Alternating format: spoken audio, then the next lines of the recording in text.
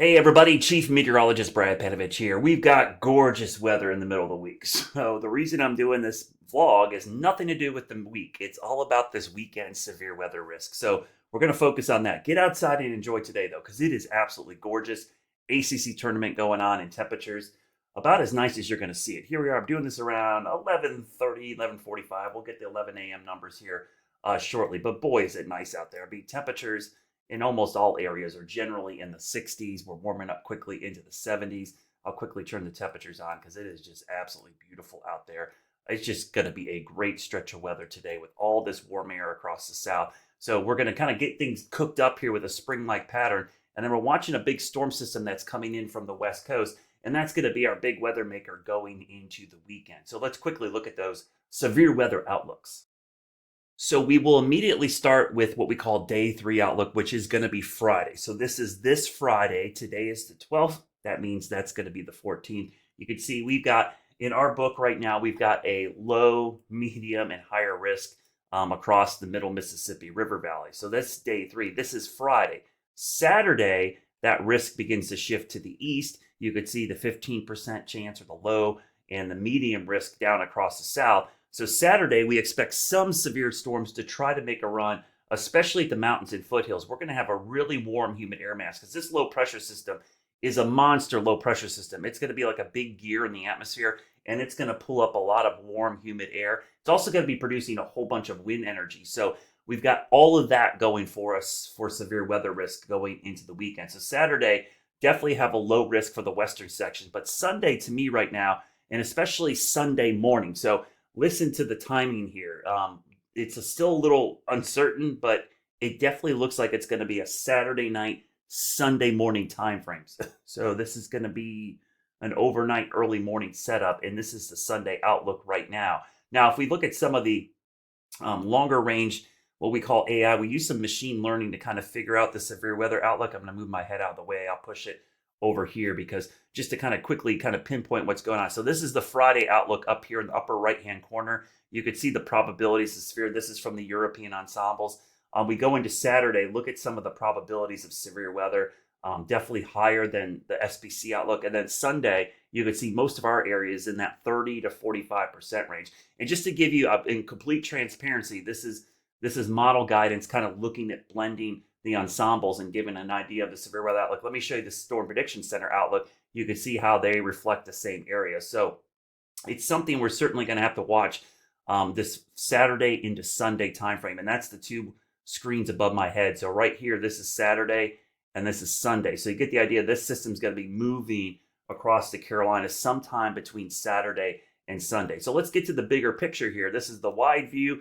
I'm going to back it up here. You can see the system coming out of the Rockies right here on Friday. This is a big low pressure system, basically over eastern Nebraska. And with something this strong, you can see all these lines of equal pressure, we call them isobars, bringing in warm, humid air and a whole bunch of wind shear. So I'm going to show you the surface map first, and we're going to get into the wind energy. So we go through Saturday. You see the storms developing across Louisiana, Mississippi, Alabama, likely all modes of severe weather, squall line, some supercells. But eventually this will kind of what we call form into a QLCS, a squall line with kinks in it, Saturday night into Sunday morning. So this is like 2 o'clock in the morning, Sunday morning. The storms are entering the mountains. And then we get up on Sunday morning right here. I'm going to pause this, back it up just a hair. I'm going to stop this roughly at 8 a.m. on Sunday morning. And you can see we're likely going to have some type of storms moving across our area. Let's quickly look at the sounding, which is a profile of the atmosphere. And you'll see that we've got a whole bunch of wind energy. At the surface, the winds are out of the south, but you go up to 1 kilometer, they're out of the southwest. Around 3 kilometers, they're coming from the southwest. And we've got kind of what we call a loaded gun sounding here. The hodograph's got a curve to the right. These are all things I look for a lot of wind shear. We've got the potential for strong storms, severe storms, possibly even supercells as this moves through. That's the surface. The thing that really catches you when you start looking at some of the guidance are the winds up there. We call it the low-level jet at around 3,500 feet to 5,000 feet. These will be closer to 5,000 feet. So these are just above our heads, basically at mountain level. Watch this system come out. Look at all this wind energy transferring to the east. Most of the energy goes up into the Midwest, but I want to show you here going into Saturday night, Sunday morning, a surge of high winds come into the southern Appalachians. And you can see that that's a lot of wind right there. You're talking 70, 80 mile per hour winds up around 5,000 feet. And with thunderstorms moving in, that's going to mix those winds down to the surface. So even without severe weather, there would be a huge wind risk with this. The concern I have is if there's enough instability, which is that thunderstorm fuel, right? That's the warm, humid air at the surface, even in the morning hours. Don't need a bunch because there's so much wind energy. If you think about severe weather ingredients, I think people mistakenly just say it's cold air clashing with warm air. It's really not that at all. What it is warm, humid air at the surface, which you need, but you also need the jet stream above. And sometimes at the surface, that's reflected in a strong cold front. But in reality, it's the strong winds aloft over the top of really warm air. And that's why in the spring, we get so much severe weather because we get that wintertime jet stream, which is the strongest of the year. And we start to see warm, humid air in the spring come up at the surface. And when they overlap, that's when we have issues. So oftentimes, if you have just a little bit of warm air, but you have so much wind energy, it can make up for the other. So in this case, we've got so much wind energy, it might not really matter how much fuel we have. So look at all that wind energy. And just to give you an idea, we'll look at the fuel at the surface. We call it cape. Bring this cape in here, and this is basically thunderstorm fuel. You see that big plume coming up here, and notice there's not a ton. I mean, this is Sunday morning into Sunday afternoon. Very little amounts. In fact, I'll show you just 300 or 400 joules per kilogram.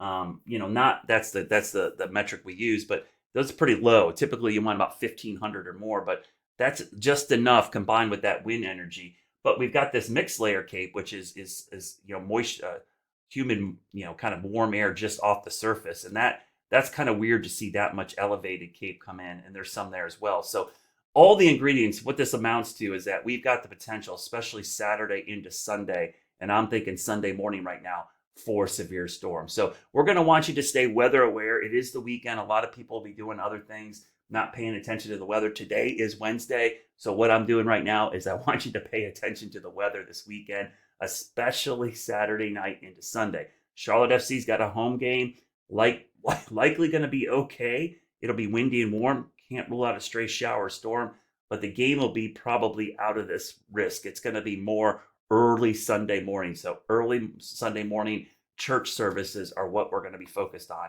going forward. Of course, I'll have updates. We've got several days to watch this. Beautiful today. Enjoy the warm weather. It's gorgeous. It's going to be gorgeous through the rest of the week. But then we turn our attention to spring-like thunderstorms by the weekend.